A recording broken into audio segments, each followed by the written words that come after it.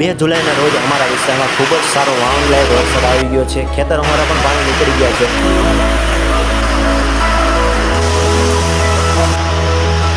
તો હવે વાત આવે છે વાવણી કરવાની, અને વાવણી કરવામાં મેઇન રોલ હોય છે ઓવણીનો। તો આજે આપણે આ વિડીયોમાં જોશું કે મિની ટ્રેક્ટરના ગોળ રોટિયામાં ઓવણીને કઈ રીતે ફિટ કરવામાં આવે છે। પણ દોસ્તો, આ ઓવણીનું ફિટિંગ અમારા હાથીના ગોળ લોઢિયામાં કરવામાં થોડીક પ્રોબ્લેમ થતી હતી, એટલા માટે આને કંઈક અમે અલગ જુગાડથી ફિટ કરેલી છે। તો આ જુગાડ અમારે શા માટે કરવો પડ્યો, અને અમે અહીં નવી ઓવણીનું ફિટિંગ કરેલું છે, અને આ ઓવણીમાં કેટલી વસ્તુઓ આવવાની છે, કઈ વસ્તુ ક્યાં ફિટ થવાની છે, આ બધી વાતોની ચર્ચા આ વિડીયોમાં કરીશું। તો વિડીયોના અંત સુધી બન્યા રહેજો, અને વિડીયો ગમે તો વિડીયોને લાઇક કરી દેજો અને ચેનલને સબસ્ક્રાઇબ કરી દેજો। તો ચલો વિડીયોને ચાલુ કરીએ। સૌથી પહેલાં તો જોઈએ કે આ નવી ઓવણીમાં કેટલી વસ્તુઓ આવવાની છે।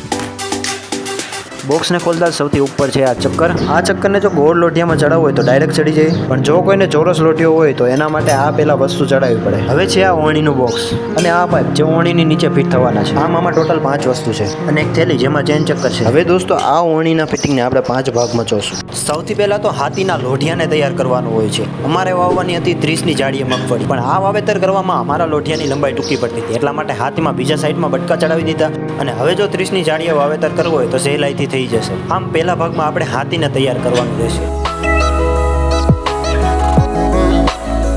હવે દોસ્તો, બીજા નંબરમાં હાથી ફિટ થઈ ગયા પછી હાથી હારે ઓવણીના પાયાના પાઇપ ફિટ કરવાના રહેશે। પણ દોસ્તો, અહીંયા એક વસ્તુ ધ્યાનમાં રાખવાની કે આનો ખૂણાવાળો ભાગ બહારની તરફ અને લીસો ભાગ અંદરની તરફ રાખવાનો રહે, નકર જો આને ઊંધું રાખવામાં આવે તો ઓવણી ફિટ કરતી વખતે બોલ ફિટ કરવામાં તકલીફ પડશે। અને હા દોસ્તો, બીજું પણ ધ્યાન રાખવાનું કે નીચેના જે બોલ છે એને ઓછા ટાઈટ કરવા, કારણ કે ઉપર જ્યારે ઓવણી ફિટ કરવામાં આવે તો એ સહેલાઈથી ફિટ થઈ જાય।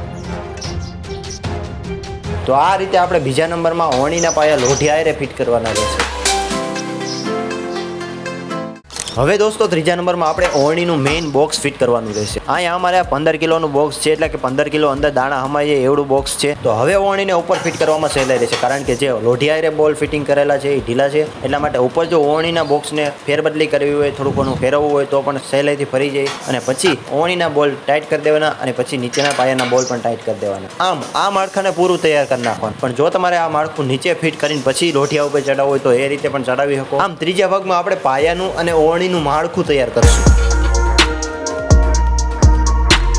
હવે દોસ્તો, ચોથા ભાગમાં આપણે ઓવણીનું ચક્કર ફિટ કરવાનું છે, અને આ ફિટિંગ કરવામાં જ ખૂબ જ વાર લાગતી હોય છે, કારણ કે આનું સેટિંગ કરવું ખૂબ જ જરૂરી છે। અને દોસ્તો, અહીંયા પણ ધ્યાન રાખવા જેવી બાબત એ છે કે આનું લોઢિયા હારે ફિટિંગ જ્યારે કરતા હોય ત્યારે આના બોલ પણ ઢીલા રાખવાના, કારણ કે જ્યારે ચેનનું ફિટિંગ કરવામાં આવે ત્યારે ચેનને કેટલી ઢીલી રાખવાની છે, કેટલી કડક રાખવાની છે, આ બધું સેટિંગ આનાથી થાય છે। એટલા માટે આના બોલ ઢીલા રાખીને પછી ચેનને ફિટ કરવામાં આવે, અને ચેન જ્યારે ફિટ થઈ જાય પછી આના બોલને ફૂલ ટાઈટ કરી દેવાના। પણ દોસ્તો, ખરેખર આ ચક્કરને ફિટ કરવામાં જ અમારે પ્રોબ્લેમ થતી હતી, અને જુગાડ લગાડવો પડ્યો હતો કે આ ઓવણી પ્રમાણે આનું ચક્કર ઓવણીની વચ્ચે જ ફિટ થવાનું હતું, અને વચ્ચે અમે માર્યા હોય હાથીના અને લોઢિયાના ચાપડા આ ઓવણી ફિટિંગ કરવામાં ચક્કર નહીં। એટલા માટે અમે શું કર્યું કે હાથીના લોઢિયા જે ચાપડા માર્યા હોય એને એક બોલવા ફેરવી નાખ્યો, અને પછી ચક્કરને ફિટ કર્યું। આથી ચક્કર સરળતાથી ફિટ થઈ। પણ જો દોસ્તો તમારે આ રીતનો જુગાડ ન હોય તો તમે ઓવણીમાં સેટિંગ બદલાવીને પણ ચક્કરને સારી રીતે ફિટ કરી શકો। હવે દોસ્તો, ચક્કરનું ફિટિંગ થઈ ગયા પછી ચક્કરને અને ઓવણીની વચ્ચે ચેન ચડાવવાની હોય છે। આ ચેનને કેટલી કડક રાખવી, કેટલી ઢીલી રાખવી એ નીચેના ચક્કરને ફેરવીને પછી સેટિંગ કરવાનું હોય છે। જો ચેનને કડક રાખવી હોય તો ચક્કરને થોડુંક નીચે રાખવાનું, અને જો ચેનને ઢીલી રાખવી હોય તો ચક્કરને થોડુંક ઊંચું રાખવાનું। તો આ રીતે તમે સેટિંગ કરીને પછી ચેનનું ફિટિંગ કરી શકો છો। અને હા દોસ્તો, જો તમારે પણ આ ચેનની લંબાઈ થોડીક વધારે થતી હોય તો તેને વચ્ચેથી ખોલીને પછી ટૂંકી કરી શકો છો, અને પછી જો એને ઓવણીમાં વાપરવામાં આવે તો સહેલાઈથી એ ફિટ થઈ જશે। અમારે ખાસ એની કંઈ જરૂર પડે એમ હતી નહીં, કારણ કે અમારે જૂની જે ઓવણી પડી હતી એની ચેન આમાં ફિટ થઈ જાય એમ હતી।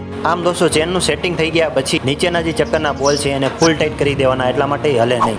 આમ દોસ્તો, આપણે ચોથા ભાગમાં ચેનનું અને ચક્કરનું ફિટિંગ કરી દેવાનું।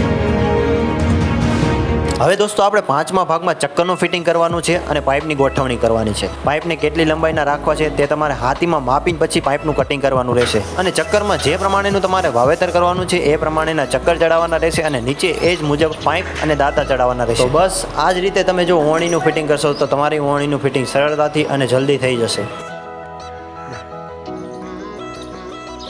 તો દોસ્તો, આજના વિડીયોમાં આટલું જ। વિડીયોને લાઇક કરી દેજો અને ચેનલને સબસ્ક્રાઈબ કરી દેજો, અને કમેન્ટમાં જણાવજો કે તમે કેવા પ્રકારની ઓવણીનો વપરાશ કરો।